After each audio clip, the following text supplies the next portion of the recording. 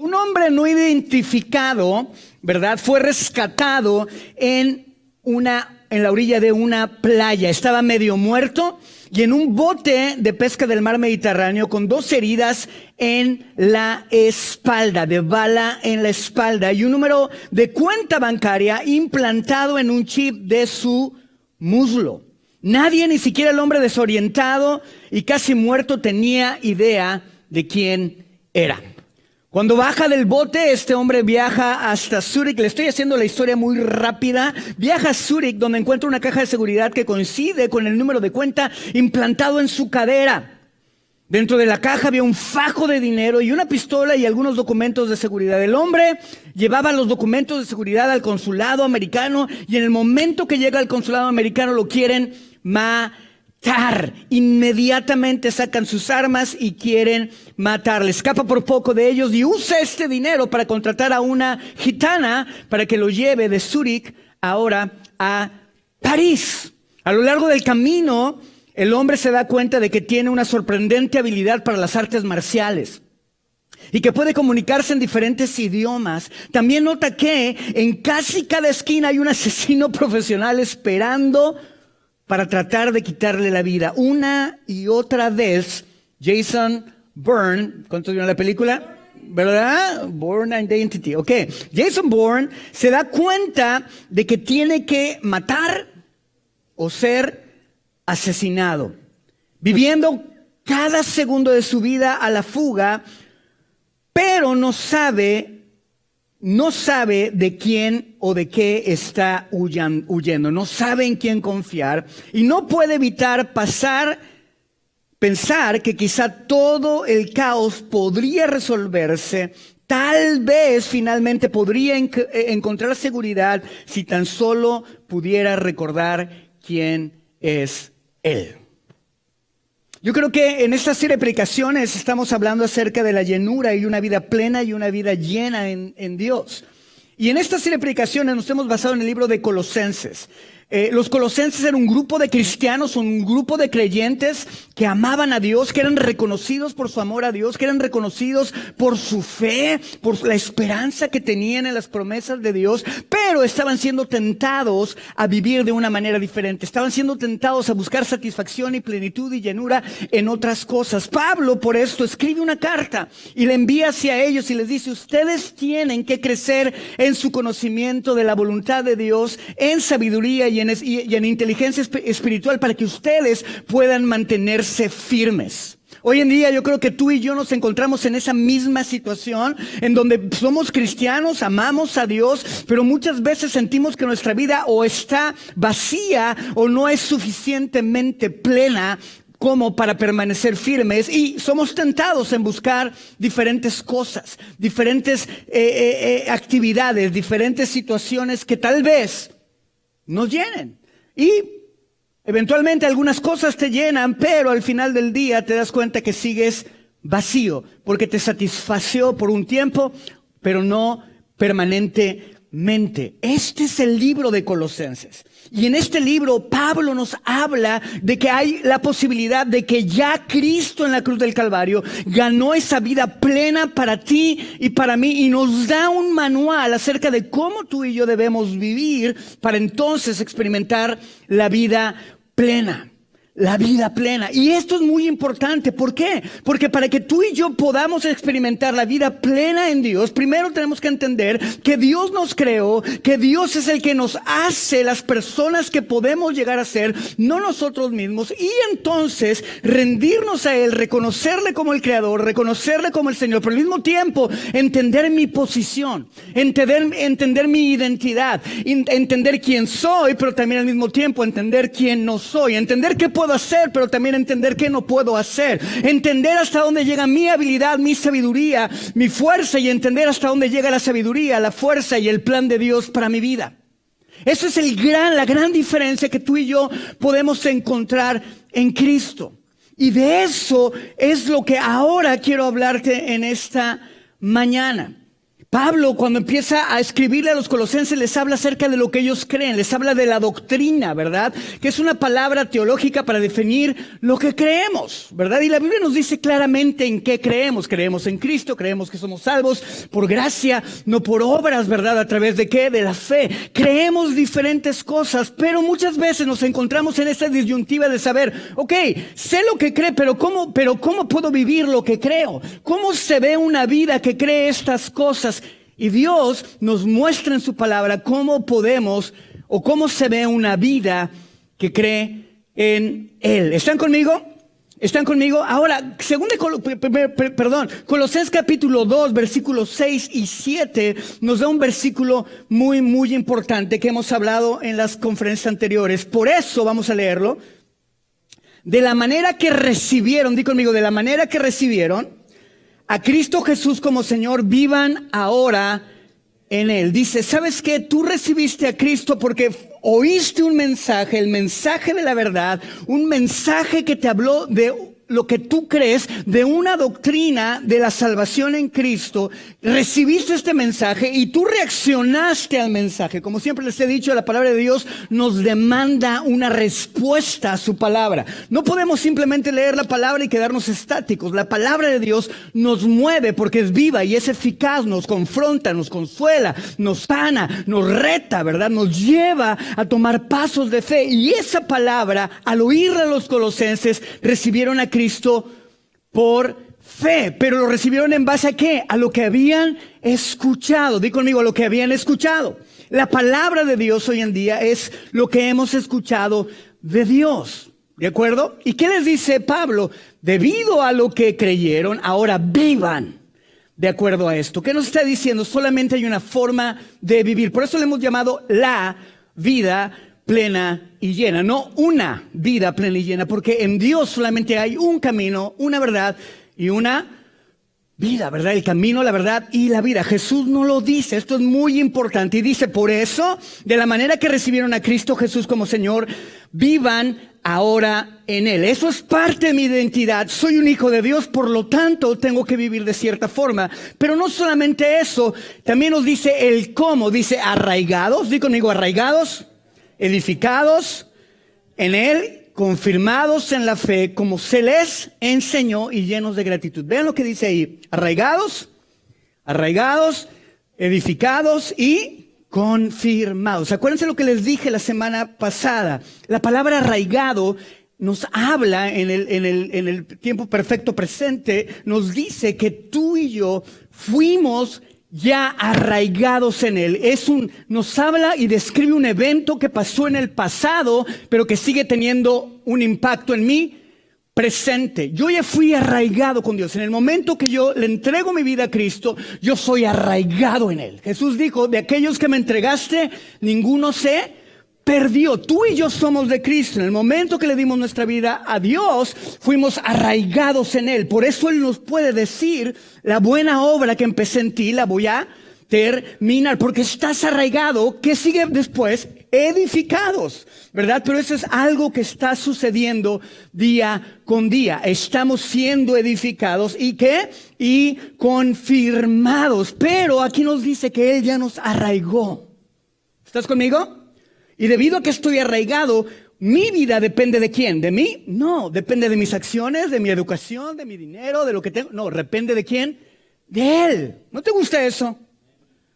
Poder depender de aquel que todo lo puede, que todo lo sabe, que no cambia, aquel que es fiel, aquel cuya fidelidad es grande y su gracia es nueva.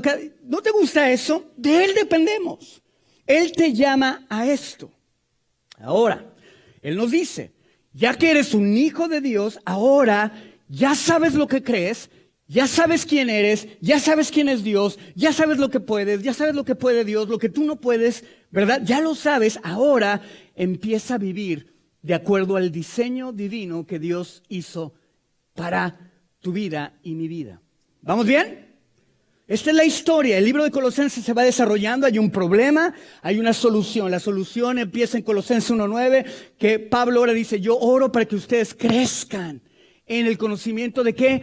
De la voluntad, en el conocimiento de la verdad, ¿verdad? De Dios, que crezcan en el conocimiento, en sabiduría, que lo pongan por obra. No solamente que lo lean, que lo sepan, que lo tengan como información, sino que bajen su corazón y transformen nuestra manera de vivir de lo interior a lo exterior. ¿Están conmigo?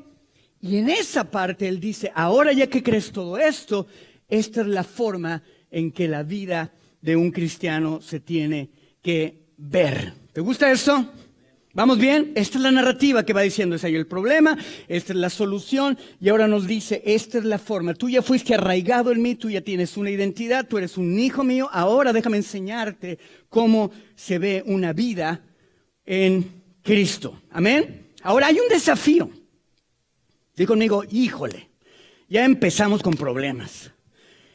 El desafío es que si tú y yo somos llamados a vivir de cierta forma, que es la única forma en la que tú y yo debemos de vivir, ¿cómo le hago? ¿Cómo puedo amar, perdonar, servir? ¿Cómo puedo hacer todas estas cosas que desde el punto de vista natural parecen tan inalcanzables, donde el estándar es tan alto? ¿Cómo puedo hacerlo? Así que el desafío de vivir la vida aquí y ahora en todas nuestras relaciones, en nuestra iglesia, con nuestras amistades, con los matrimonios, con la suegra, con el perro, con nuestros hijos, con nuestros jefes, ¿verdad? Con nuestros empleados, en nuestros vecindarios. La clave o el desafío no es intentar convertirnos en algo que no somos. ¿Lo ven aquí como cristianos? Muchas veces leemos la palabra y dices, wow, esto es lo que Dios quiere que haga. Ok, voy a convertirme en eso. No, tenemos que entender que tú y yo no necesitamos convertirnos en eso, sino entender que ya somos eso. ¿Están conmigo? Tú ya fuiste arraigado, tú ya tienes una nueva vida en Cristo. El problema es que es como la cebolla. Tiene muchas capas que tienes que empezar a cortar y quitar para que al final salga la ternura y no el callo ahí apestoso, hediondo. ¿Verdad? Que está ahí todo feo y cuando le empieza... ¿Has visto gente que es bien, iba a decir la palabra, bien mula? ¿Verdad? ¿Han visto esas gentes que son bien mulas y de repente como que los empieza a tratar y se le empieza a caer una capa de cebolla y de repente, ¡ay, es bien tierno! Y hay otra gente que te dice, ¡qué tierno ese! ¡No juegues! ¿Verdad? Nosotros ya tenemos esa vida nueva en Cristo porque Cristo la consumó en la cruz del Calvario. Él dijo, hecho está, consumado es, pero nosotros seguimos encebollados. ¿Verdad que sí? Como hígado encebollado, todo apestoso. Nutritivo, pero apestoso, ¿verdad? Horrible. Y este es el desafío que tenemos. No es intentar, el desafío es no que no intentes en convertirte en algo, que te des cuenta de que ya eres esa persona por la cual Cristo murió en la cruz del Calvario por ti. ¿Amén? Amén. Por eso dice la Biblia que nosotros somos santos, que nosotros somos justificados, justos delante de Dios. Dice, volteas a tu vecino y dices, no, hijo. No, está menos. ¿Verdad? Porque nosotros tenemos pecadores bonitos y pecadores feos, ¿verdad? Nosotros somos de los bonitos. Pero hay otros que son re feos, ¿verdad? Aquellos que nacieron en otro país o en otro, que no son chilangos, ¿verdad? Son los pecadores feos. Ok, ¿están conmigo? No se trata de intentar hacer un cambio radical en nuestras vidas para hacernos aceptables delante de Dios. Dios ya te aceptó. No se trata de que hagas un cambio en tu matrimonio, que tú lo intentes, sino que entiendas que ese cambio ya está ahí y simplemente tiene que aflorar en ti. Pero hay una forma de hacerlo aflorar. ¿Están conmigo? En los negocios, siendo un buen vecino. Lo que Pablo dice y lo que va a enfatizar es que el secreto para vivir una vida llena y plena en la vida real tiene todo que ver con recordar quiénes somos. Recuerda quién eres. Cada vez que te levantes en la mañana, entiende, recuérdate, ponte un letrero ahí y soy un hijo de Dios. Soy una hija de Dios, redimido, santo, empoderado. Dios me va a abrir puertas cuando me encuentre en tentación. Dios me va a consolar cuando me encuentre en debilidad, en tristeza, ¿verdad? Dios va a estar ahí, me va a exhortar, me va a guiar, me va a dar sabiduría. Entender quién eres.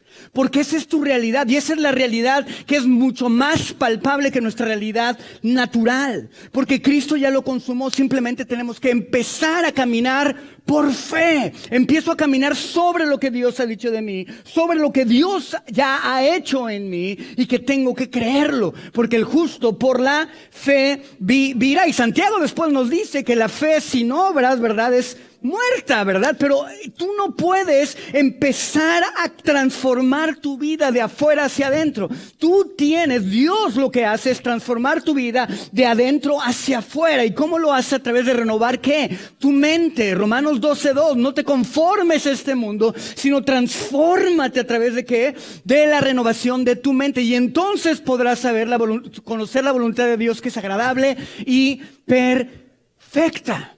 ¿Me van siguiendo? Pero si yo no empiezo a saber lo que Dios dice acerca de mí, ¿cómo entonces espero que mi interior se transforme? ¿Amén? Por eso hay mucho cristiano que levanta sus manos, sirven, dan dinero, hacen todo lo que quieran, pero siguen siendo lo mismo. ¿Por qué? Porque no se han detenido a estudiar, a meditar en la palabra del Señor. ¿Sí?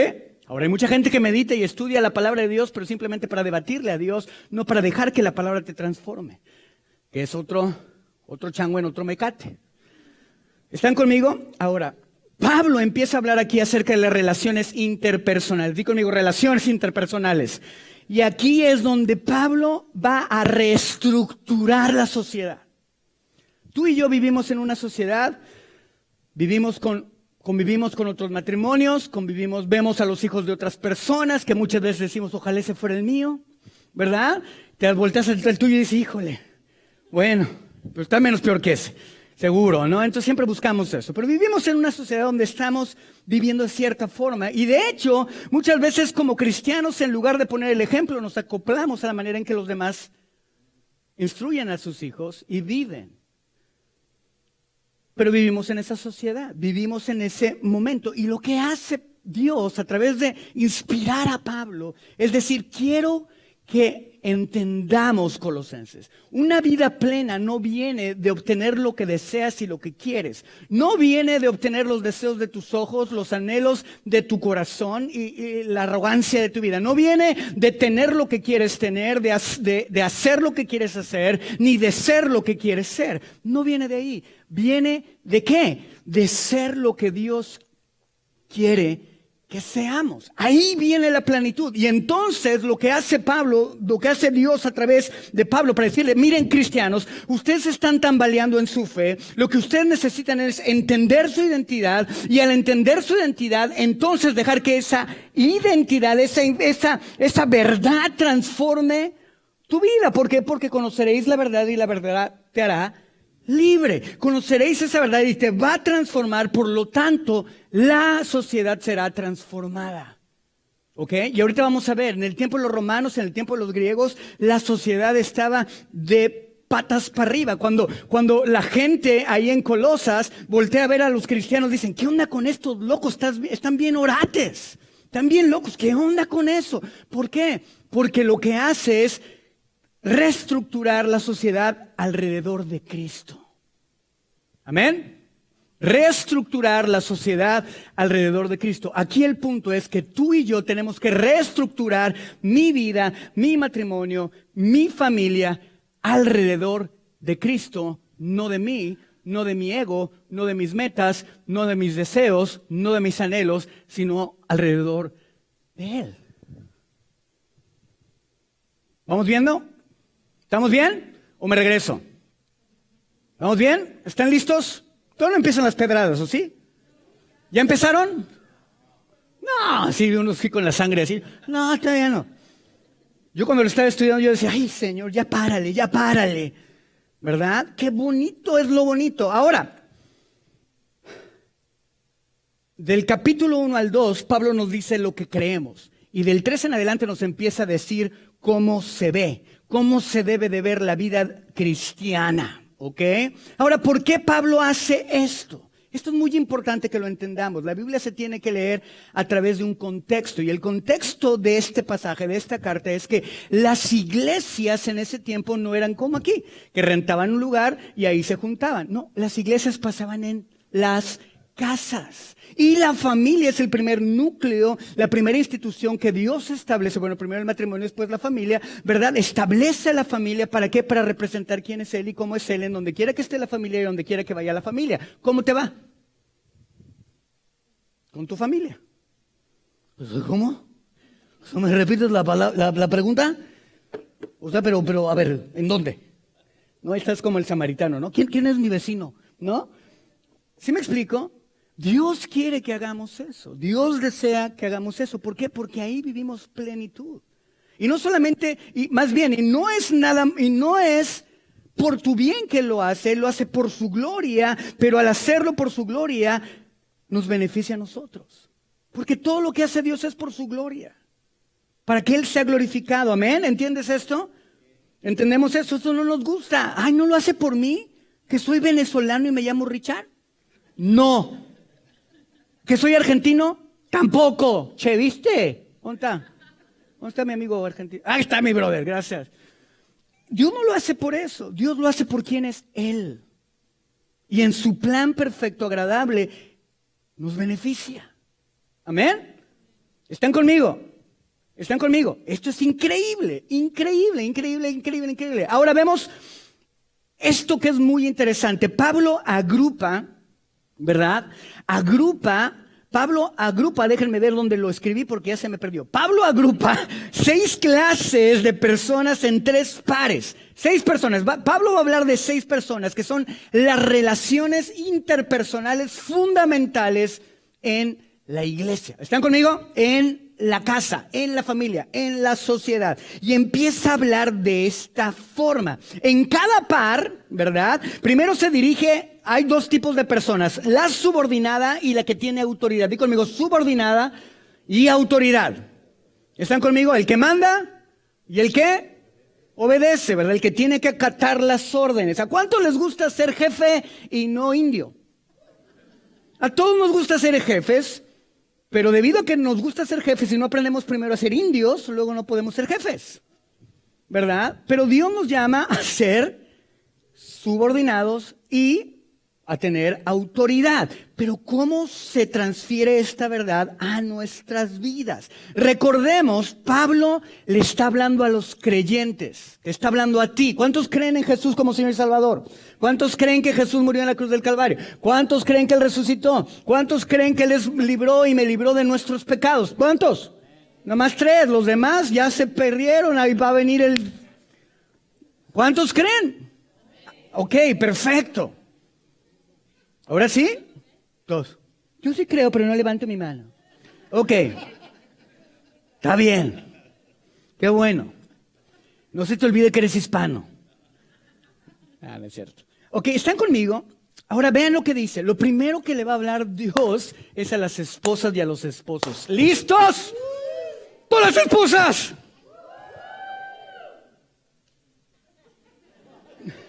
Sí se ve que están disfrutando el matrimonio un chorro. ¡Todos los esposos! Y la esposa les dio un codazo. Ok. Las esposas y los esposos. Casadas. Casadas. ¿No? Chicas del coro. Casadas. Diviértanse porque ya no lo van a divertir. Ya no les va a gustar. Gócense. Casadas. Estar sujetas a sus maridos. Oye, es como una ola. Ahorita gritan las mujeres, ahorita los hombres. Mujeres casadas, estén sujetas a sus maridos. ¿Pudieron oír el temor en el grito de los hombres? ¿Lo oyeron? ¿Puedo gritar, mi amor? ¿Para que parezca que soy el jefe de la casa? Casadas, versículo 18 de Colosenses 3. Casadas, estad sujetas a vuestros maridos. como conviene en el Señor. Y ahorita vamos a hablar de esto, porque, espérenme, yo sé que se siente. Yo sé que sienten gacho. Versículo 19. Maridos. Ya como vieron el contexto, dijeron, no, pues ya mejor no grito. Maridos, amad a vuestras mujeres y no seáis ásperos con ellas. Ahora ven esto. Esto es increíble. Pablo le dice a las mujeres que se sujeten a sus maridos, no a todos los hombres, a sus maridos. ¿Ok? Ahora, aquí hay algo que es muy, muy importante. Tenemos que entender que esta exhortación no debemos de debilitarla. Esta aseveración no debemos diluirla. No le tenemos que poner azúcar para que suene menos feo. Es una verdad de Dios. Esta declaración no es Pablo haciéndola porque tenía una esposa bien gandalla. Es Dios inspirando a Pablo. Si querían se desquitar Pablo. Yo creo que cuando Dios le habló eso, dijo, yes, Señor, yes. Yo sabía que por aquí era, ¿verdad? No es por eso, es porque Dios nos está revelando un secreto en su diseño divino para vivir una vida plena y llena. Recuerden, el contexto del libro de Colosenses es gente que es conocida por su fe, que se aman, pero están tambaleando en su fe. ¿Por qué? Porque están escuchando otras filosofías, otros mercados de ideas que están influenciando su vida. Y Dios dice, espérenme, lo que tienes que entender es que para que tú tengas una vida plena y llena, primero tienes que entender, mujer, sujétate a tu marido. No nos gusta. Pero la Biblia no fue escrita para ser popular, fue escrita para traernos la verdad, para hacerte y hacerme libre. Entonces no podemos diluirlo, no podemos comprometer la escritura, no podemos comprometer la integridad de la palabra de Dios y el consejo integral de Dios para tu vida y para mi vida. No porque hay sensibilidades modernas, porque no es inclusivo, porque no es equitativo. No, la Biblia es la verdad. Y en esa verdad y en ese diseño tenemos que operar. Ahora entendamos qué es la sujeción. Tampoco debemos exagerarlo. Por el otro lado, no, yo soy el hombre de la casa y especialmente los hombres latinoamericanos. Yo aquí mando, yo aquí la mujer en la esquina y cargada como escopeta. No, tampoco podemos exagerarlo, ¿verdad? La sujeción significa subordinación, no subyugación. La sujeción significa subordinación y no subyugación. Subyugar es sujetar a alguien por la fuerza. La sujeción no es eso. Y en nuestra cultura hispana fuimos creados muy machistas. Y eso desvirtúa la institución que Dios creó para representar quién es Él y cómo es Él delante de la humanidad. ¿Por qué? Porque si eres cristiano, amas a Dios, pero vives como se te pega la gana. Por eso tu vida no es plena ni llena. La sujeción de la que Pablo está hablando se basa en la autoridad divina prescrita. Dios dice, yo voy a crear al hombre. De hecho, Él crea primero a Adán, después crea a Eva. Dios le da autoridad a Adán para que él ejerza una labor y dice, no es bueno que el hombre esté solo. Le voy a hacer una ¿qué? Una ayuda idónea. El gran problema que tenemos hoy con el feminismo es que piensan que la escritura nos dice que la mujer es segunda, que no vale, que es menos importante que el hombre. Y eso es mentira. De hecho, es lo que viene Dios a trastornar al revelarnos esta escritura. La sociedad en ese tiempo, el hombre de la casa tenía el poder de la vida y de la muerte sobre sus hijos, sobre su esposa, sobre los esclavos, sobre los trabajadores. Él podía matar a quien quisiera sin que nada le pasara a ellos. Esa era la cultura romana y la cultura griega. Eso era lo que estaba pasando. Y Jesús, Dios, viene e inspira a Pablo y dice, no, para que yo pueda restaurar esa concepción incorrecta, primero tienes que meterte bajo el principio correcto. Tú y yo no podemos vivir en la bendición de Dios y en la revelación de la verdad de Dios si primero no tenemos el fundamento correcto. Y el fundamento correcto, Dios nos está diciendo, el problema de que estás buscando otras cosas es ¿por qué? Porque tú no has aprendido mi diseño. Acuérdense lo que les dije al principio, en el capítulo 2, que dice, así como recibieron a Cristo, así, en base a lo que les enseñaron, así vivan. De acuerdo a la verdad, no de acuerdo a mi verdad, no de acuerdo a mi opinión, no de acuerdo a la opinión de cualquier otro pastor, de acuerdo a la opinión de Dios. Yo no tengo ninguna autoridad sobre ti. Dios tiene la autoridad sobre ti. ¿A quién te vas a sujetar? ¡Qué increíble! No está hablando de una inferioridad inherente en espiritualidad o en inteligencia o en valor o en otros aspectos. No, Dios no está diciendo la mujer es menos. Dios dijo, creemos al hombre a nuestra imagen y semejanza, y creó al hombre y a la mujer. Tú eres tan valiosa, tan importante, pero tienes un rol diferente. Y en el matrimonio, tu rol es sujetarte a aquella autoridad. Ahora, hay excepciones. Y yes, ahorita hasta sacaron la libreta, la pluma o el lápiz y le chupaste la puntita para que no se borre. Pero ahorita vamos para allá. El pensamiento es sujeción. Esta sujeción es adecuada. Dí conmigo, adecuada. ¿Se acuerdan cuando les dije lo de que las piezas de mi baño cuando lo cambié no eran adecuadas porque le faltaba una rondana? No era adecuada, pero Jesús es totalmente adecuado. Y su verdad, su revelación es totalmente adecuada. Esta sujeción que Dios nos sugiere es adecuada, ya que es consistente con el diseño de Dios para la creación de la raza humana. Él lo creó así. Nosotros hicimos martillos, ¿para qué? Para clavar, ¿verdad? Clavos. Desatornilladores, ¿para qué? Para atornillar, para desatornillar, ¿verdad?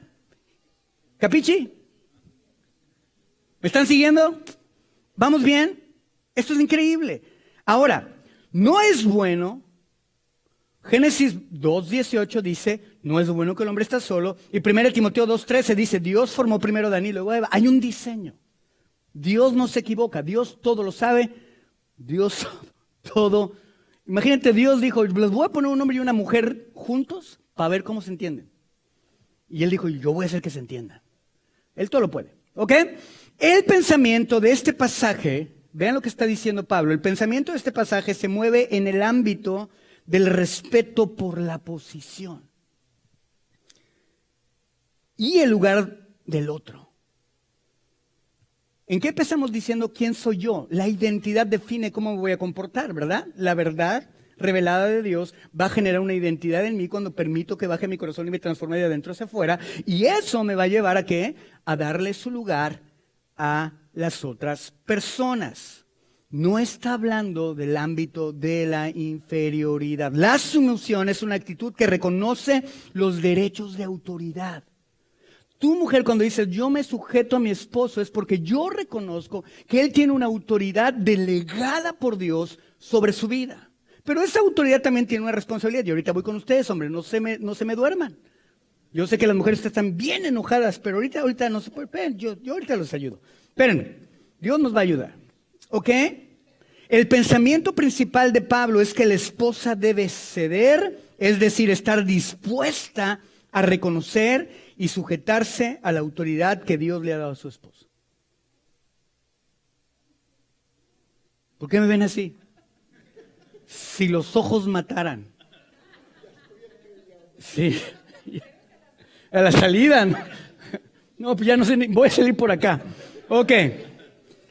Ahora, esto no significa que Dios quiera que la esposa ceda a un esposo que la maltrate o le ordene hacer cosas contrarias a la voluntad de Dios. Hay una línea.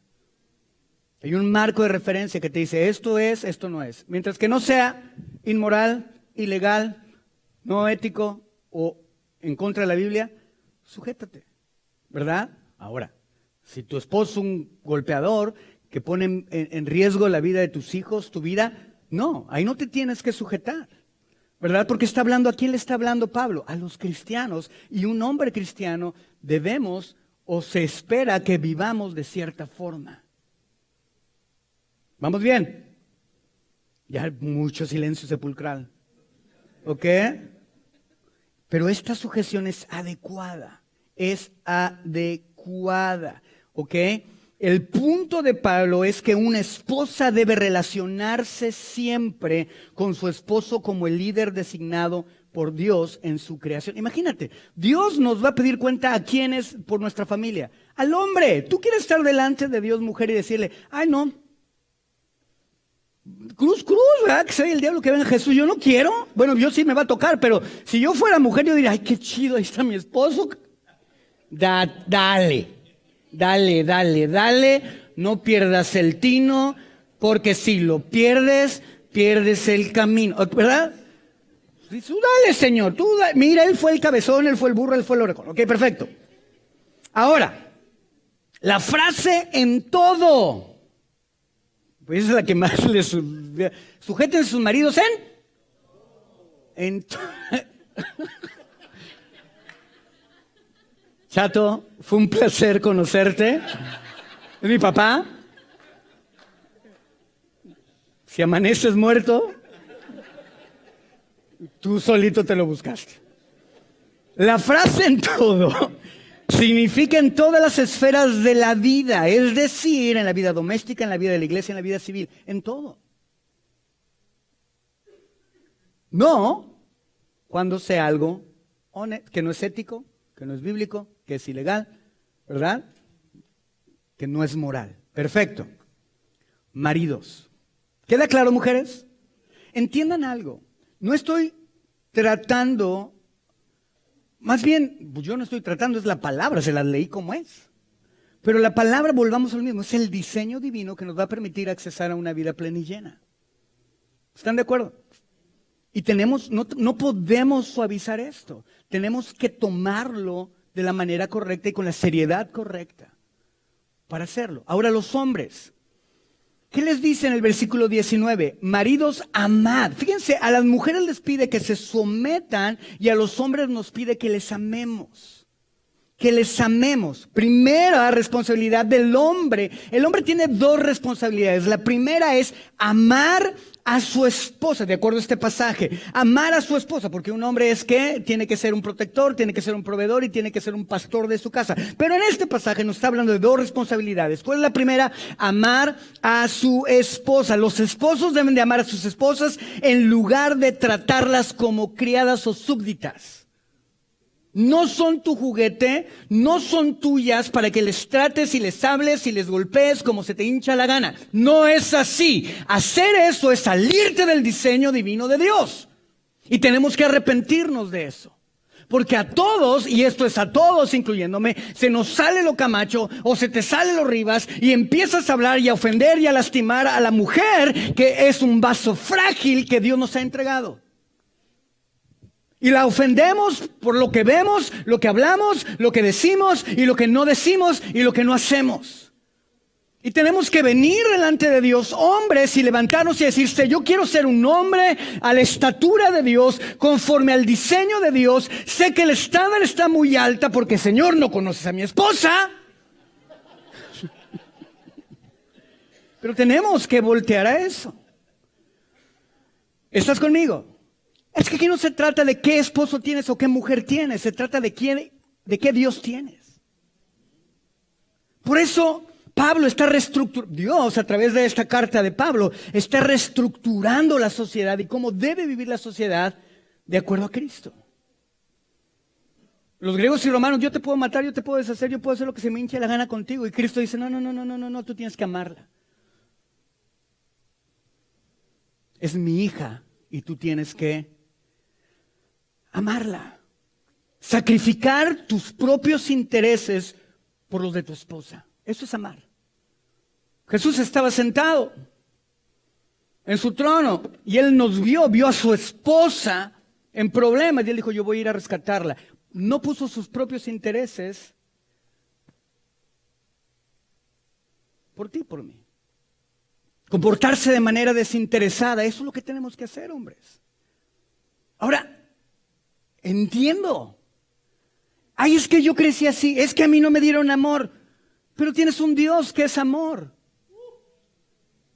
Pégatele a papá para que ames como papá ama. Nuestro problema, hombres, no es en dónde crecimos o en dónde vivimos. Nuestro problema es con quién pasamos nuestro tiempo. Y lo pasamos con nuestro propio ego en vez de pasarlo con Dios. El término amor es el término ágape. Es el amor ágape, es con el mismo amor con el que nos amó el Señor. El tipo de amor que lo da todo. No es un amor fileo, que es un amor que da, pero da sí recibe. No es un amor erao que recibe todo. Es un amor ágape que lo da todo sin esperar recibir nada. Ese es el amor que Dios le está pidiendo al hombre por su mujer. ¿Tú crees que si amamos a nuestra esposa de esa manera, tu esposa va a tener algún problema en sujetarse a ti? Mujeres, ahora sí, ¿verdad? Sí, pastor, ninguno. Pero ahí te va. Tú no tienes que amar a tu esposo por la manera en que te ame, o respetar o sujetarte a tu esposo por la manera en que te ame o te trate. Tú te tienes que sujetar a tu esposo porque Dios te lo manda. Punto. Es el gran problema, que nosotros estamos condicionados a dar porque recibimos. De hecho, nosotros amamos a Dios porque Él nos amó primero. Ahí está nuestra naturaleza caída y rota. ¡Qué cañón! La segunda responsabilidad del hombre: no te amargues si tu esposa no es la mejor.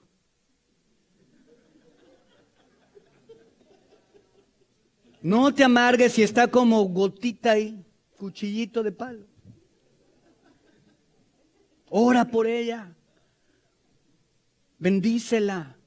Ámala. Yo no sé ustedes, mi esposa me da unos tan gachos. Así como la ven calladita, que no hace nada, con sus ojitos verdes y su sonrisa de Arabella. Así.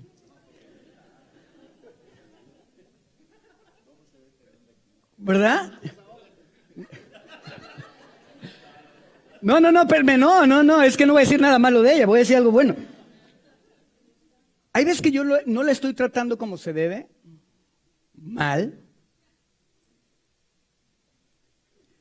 y me contesta con amor. Y yo, no hagas eso, porque luego me siento peor, me siento chinchijo, así que. Y su versículo favorito: la respuesta calma, la respuesta dulce calma al aire. Y yo, sí.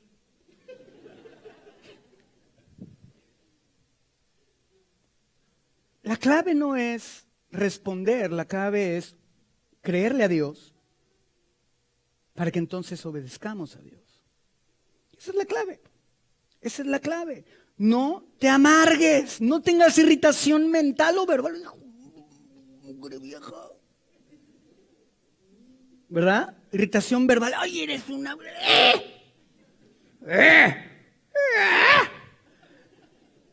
Se ríen porque así son, ¿verdad? Así somos. Dijo el otro. En Argentina no, ¿verdad, brother? Allá son sencillitos y carismáticos, ¿viste? Che, ¿viste? O sea, allá no son así. Menos en Chihuahua. O en el norte, ahí los norteños. Ustedes no son así, ¿verdad? Los hombres norteños son bien lindos, ¿verdad? Bien sujetos, bien. Ya no. ¿Están conmigo? Ahora ven esto. Déjenme apuro. Bajo las leyes, vean, esto está cañoncísimo. Pongan mucha atención a esto porque está muy cañón. En el contexto cultural y ético de Roma y de los judíos, todos los privilegios le pertenecían al esposo y los deberes a la esposa.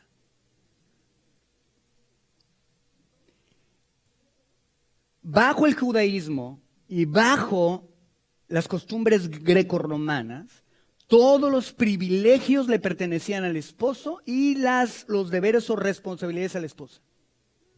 Así era. Y lo que hace Pablo es lo que hace Dios es introducir la ética de esta nueva vida en la cual ya fuimos arraigados.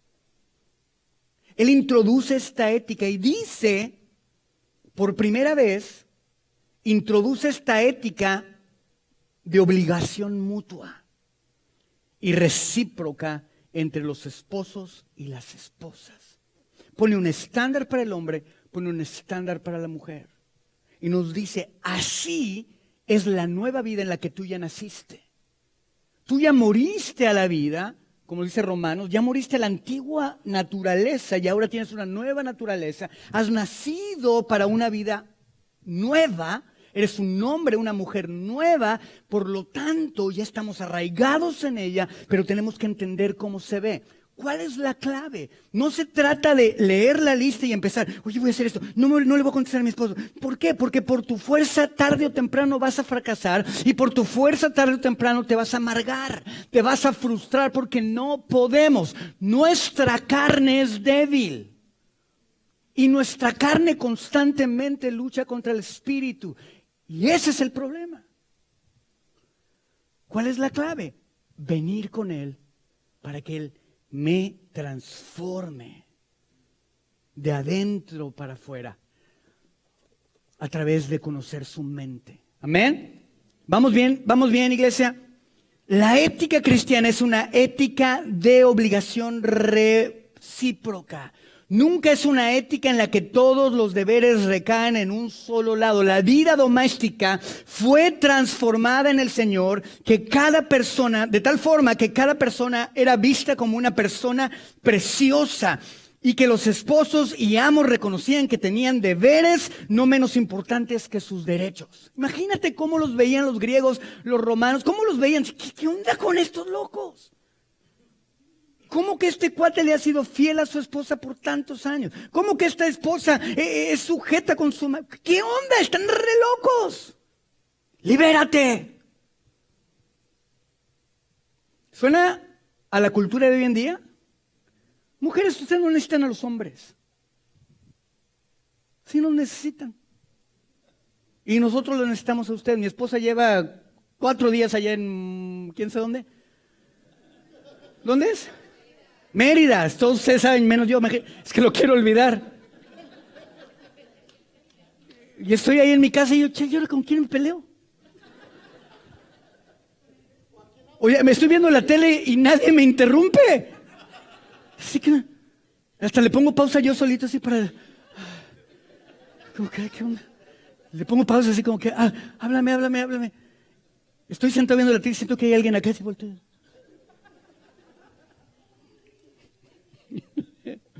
Recordemos, una vida plena y llena solo puede encontrarse cuando vivimos de acuerdo al diseño de Dios para nuestras vidas. Vivir como Dios nos pide nos conviene. Voltea con tu esposa y dile, ¿te conviene, mija? Vieja. Y dile a tu esposo, ¿te conviene amarme, cabezón? ¡Hijos! Uy. Y ya se hizo así como... Hijos, eso, mi Ikel. ¿Están conmigo? ¿Listos los hijos? Obedecer a vuestros padres en todo. Esa palabrita como que le gustó al Señor, en todo. Así es como que te pica y te mete el dedo así como que en todo. Porque esto le agrada al Señor. Padres. Y ahorita todos los niños. No exasperéis a vuestros hijos para que no se desalienten. Hay responsabilidades de los hijos. La responsabilidad de los hijos, ¿verdad?, es que obedezcan a los padres. La palabra griega habla de la mamá y del papá, no solamente del papá. Que obedezcan a sus padres. Padres, si tú vas a darle una ordenanza a tus hijos, si tú le vas a dar una medicina para el problema que tiene tu hijo, asegúrate que el diagnóstico es el correcto, porque la medicina incorrecta te hace daño. ¿Sí me explico? ¿Tu consejo natural o tu consejo bíblico para tu hijo? ¿Vamos bien? Eso es increíble. El verbo griego, ¿verdad?, de obedecer, hijos, escuchan muy bien, no es nada más darle el avión a tu papá o darle el avión a tu mamá. Apágala. Ok, ya. ¿Saben? Ay, sí. Ñeñe. Ah, ya. You guys need to obey your mom and dad. And that doesn't mean that you just are going to say, okay, yes, I'm going to, okay, yeah, whatever, yeah, okay, yeah, oh, yeah, yeah, yeah. Es en inglés. En español sería, Okay? It's not about that.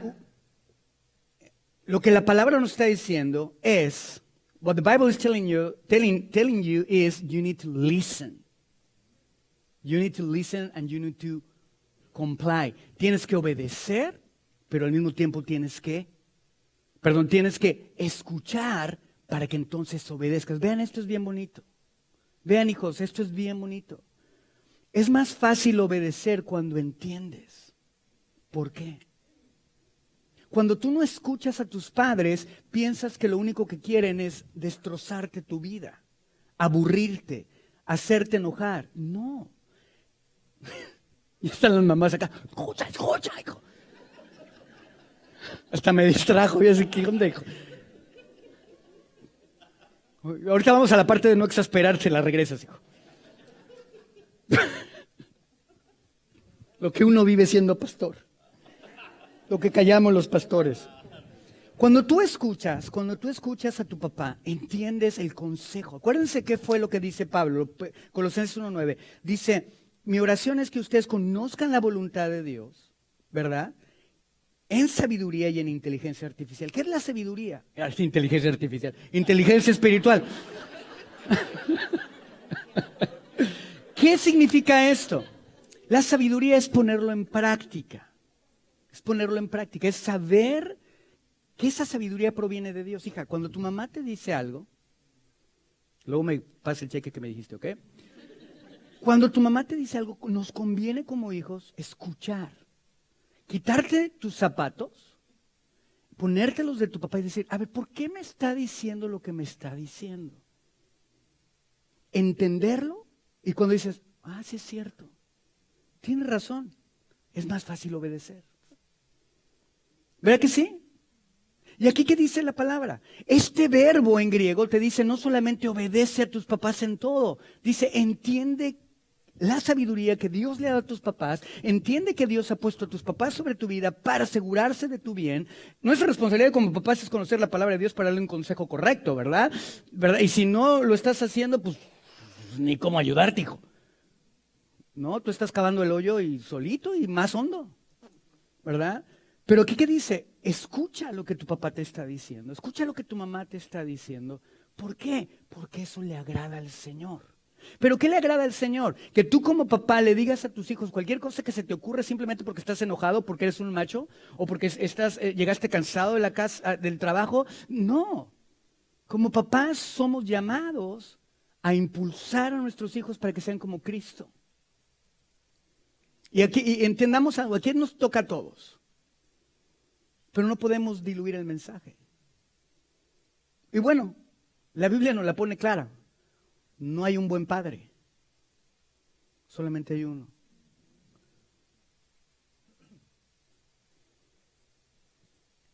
¿Qué estamos haciendo? Dice, escucha, hijo, escucha y obedece. A mí me encanta, mi hijo, yo con Luis Daniel me acuerdo que hijo de su mamá. No juegues. Una vez lo corrí de la casa. Le abrí la puerta y dice, órale, hijo, órale. Y hasta me puse así como mapache para que me viera más grandote y más imponente. Mal yo, ¿verdad? Y me acuerdo que ese día hablamos y me dijo, es que papá no me grites porque me da miedo. Y yo, pues órale, pues cuídate, hijo. Y yo le dije, pues es que hijo, cuéntame lo que te está pasando. Te estoy viendo que te estás yendo al hoyo y no me dices nada. ¿Sí lo puedo contar, hijo? Ya lo estoy contando, ¿va? Bueno, gracias.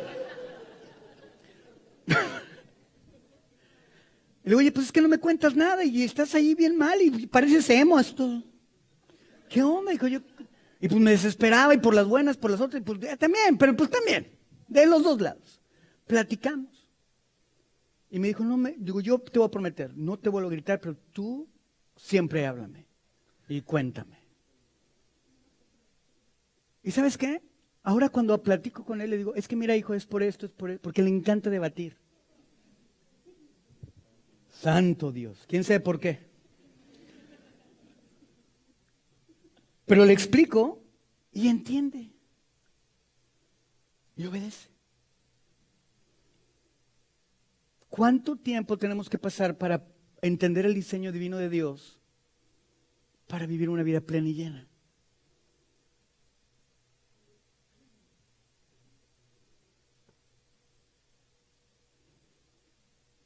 ¿Por qué debes obedecer? Porque le agrada a Dios. Éxodo, Efesios nos dice que es el primer mandamiento con promesa. Serás de largos días. Pero no solamente serás de largos días, no, yo de largos días aguantando Él. No, dice para que disfrutes una larga vida, que la disfrutes. ¿Verdad? Porque muchos de ustedes o muchos de nosotros hemos vivido nuestra vida pero sin disfrutarla. Sobrevivimos nuestra vida y dices que no, hijo. Disfruta tu vida. Si tú honras a tu padre y a tu madre, si tú obedeces a tu padre y a tu madre, vas a disfrutar una larga vida. ¿No te gusta eso? Hijos, niños, hijos, ¿entienden? Ahora tú eres hijo.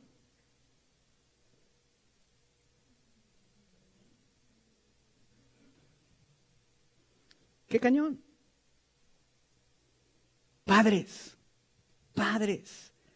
no exasperen a sus hijos para que no se desalienten. ¿Qué significa esto? Deja de estar como cuchillito de palo. Ora por él, ora por ella. ¿Verdad? Aunque los hijos deben obedecer a ambos padres, el padre, hombre, aquí le está hablando solamente al hombre porque somos los más gandallas. Bueno, a veces. En mi caso, no es cierto, man. No es cierto, man. No es cierto, pa. No, ya me metí, me cuidan al final. ¿No? No es cierto. Los padres tienen la responsabilidad principal como cabeza del hogar. ¿Verdad? Por esta razón Pablo se dirige específicamente a los padres. Y les dice, la advertencia de no antagonizar se refiere a la provocación habitual de los hijos. Sirves para nada. Mira, no eres nada, eres de lo peor, eres un flojo, holgazán.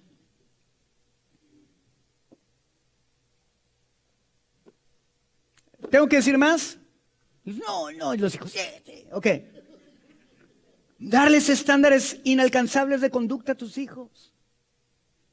Podemos ser muy duros con nuestros hijos. Es que a mí no me enseñaron a amar, a mí no me amó mi papá. Sí, pero tienes a Dios, ya basta. La sociedad está sufriendo porque las familias están sufriendo. La condición de una nación es el resultado o es el ejemplo de la condición de las familias que le conforman. El mundo está como está porque las familias que conforman esas naciones están como están. Y Dios dice, tenemos que reestructurar. Esta es la vida plena y llena, es mi diseño. Lo tienes que hacer de esta forma. Y tu papá dice, bueno, pues ya la regué, pues ya ahora qué hago, pues ya empiezo a cambiar. Sí, qué bueno, empieza a cambiar, pero empieza a amar. Pide perdón, ve y con tus hijos y le sabes qué, hijo, perdóname.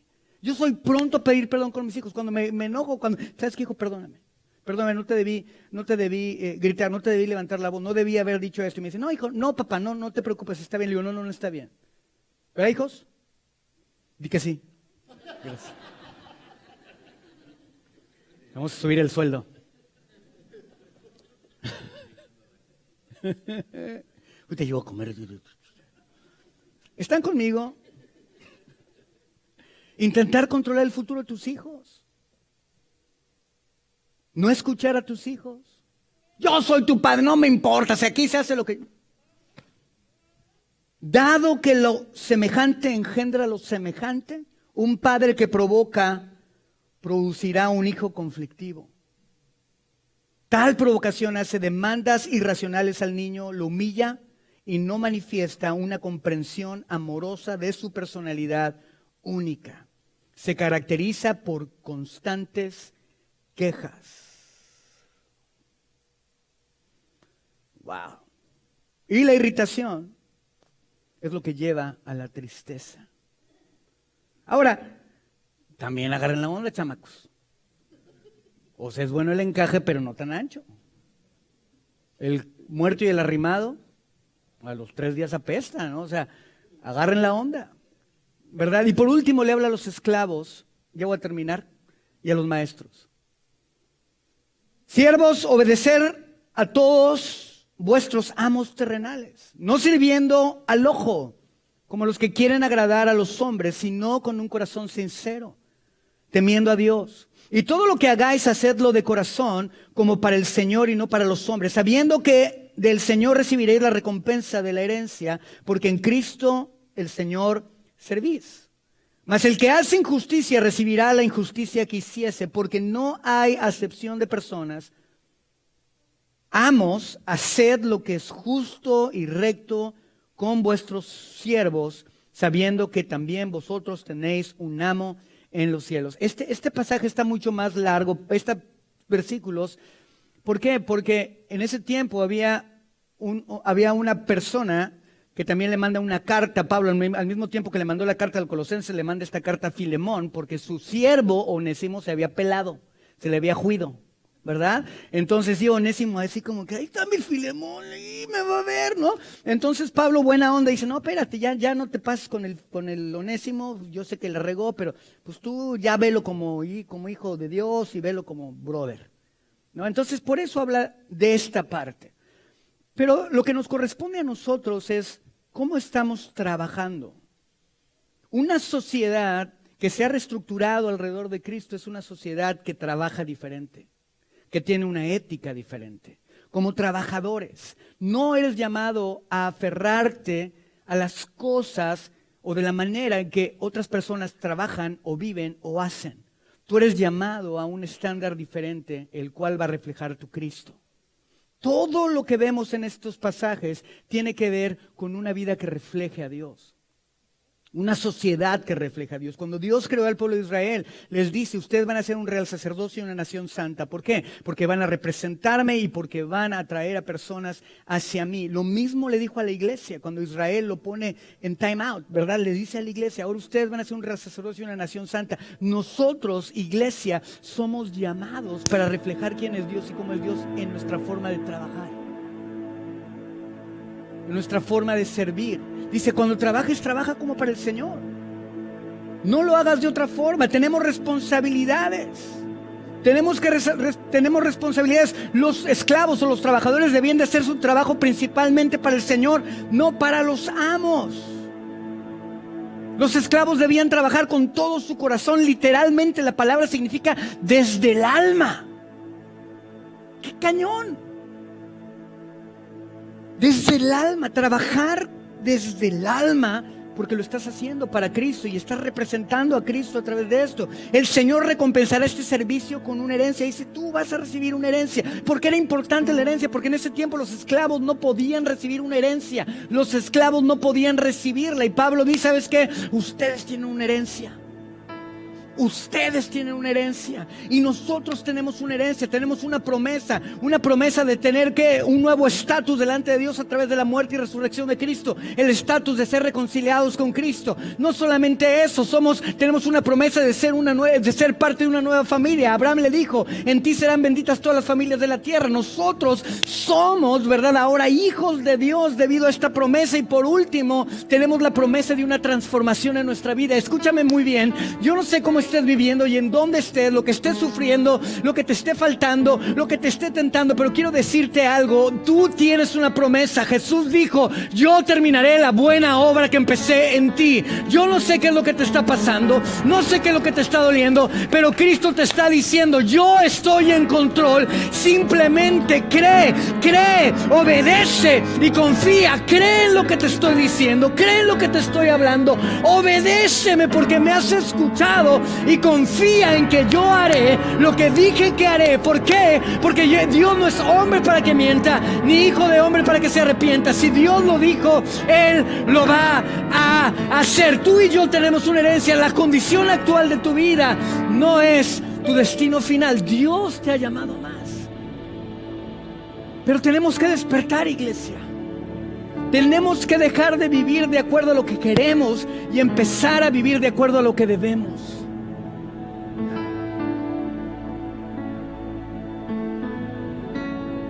Mis amados, hay una vida plena para ti y para mí. ¿Y sabes qué? El diablo está ahí tentándote, distrayéndote y hiriéndote, mintiéndote, acusándote para distraerte. Por eso les decía el domingo pasado y nos dice en el contexto Colosenses que tenemos que tener ¿qué? Nuestra mente, buscar constantemente las cosas del cielo. Cuando el diablo viene y te dice no, no, no, Dios te dice sí, sí, sí, sí. Buscar constantemente las cosas del cielo, y no solamente eso, estar constantemente concentrados en nuestra mente en Cristo, que es lo que nos dicen los versículos anteriores de Colosenses capítulo 3, los que vimos la semana pasada. Entendamos el contexto. Dios nos está llevando de la mano y te dice: hijito precioso, vive de acuerdo a lo que yo ya te he dicho. Busca mis cosas, son mis promesas. Concéntrate mentalmente, medita en ellas, en todo eso, en todo lo bueno pensar, en lo que es bueno, agradable, perfecto. En esto pensar, porque esto nos transforma. Escuchemos la voz de Dios. Hoy le pido a Dios que puedas escuchar su voz. Y como nuestros hijos, cuando les explicamos el porqué, puedan reaccionar a nuestra enseñanza, que nosotros hoy podamos reaccionar al mensaje del Evangelio diciendo: sí, Señor, tengo cosas en mi vida que no son correctas y he entendido que es acercarme a ti para que tú transformes mi vida, meditar en tu palabra, fijar mis ojos en ti para que entonces yo pueda ser restaurado. Hay esperanza. Sirvamos a Dios, amemos a Dios, en el nombre de Jesús. Amén. Le puse un aplauso a Jesús bien fuerte.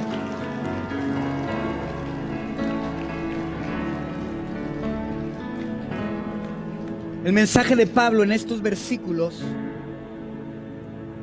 es que la vida cristiana transforma las relaciones interpersonales. Esa nueva vida a la que ya fuimos arraigados está diseñada para transformar nuestras relaciones interpersonales. Los cristianos deben reflejar su fe en Cristo, no solo dentro de la iglesia, sino en el hogar y en la sociedad. Las relaciones, sean matrimoniales, familiares o laborales, deben ser guiadas por el amor, la justicia y la dedicación a Cristo como Señor.